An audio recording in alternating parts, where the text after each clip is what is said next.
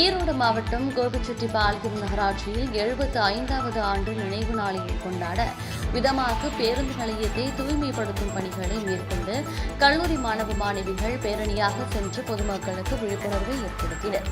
ஈரோடு மாவட்டம் கோபிச்செட்டிப்பாளையத்தை மையமாக கொண்டு செயல்பட்டு வரும் கோபி நகராட்சி 5 ஆண்டுகள் நிறைவடைந்துள்ளதையும் மத்திய அரசின் தூய்மை இந்தியா திட்டம் தொடங்கப்பட்டு 10 ஆண்டுகள் நிறைவடைந்துள்ளதையும் கொண்டாடும் விதமாக கோபி பேருந்து நிலையத்தில் கல்லூரி மாணவ மாணவிகள் விழிப்புணர்வு நிகழ்ச்சி தொடங்கினர்.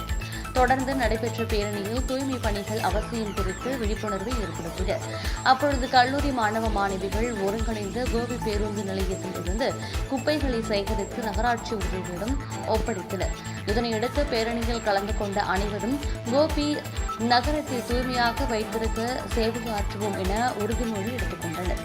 அங்கிருந்து பொதுமக்களுக்கு தூய்மையின் அவசியம் குறித்து விழிப்புணர்வு வாசகங்கள் அடங்கிய துண்டு பிரசுரங்கள் வழங்கப்பட்டது.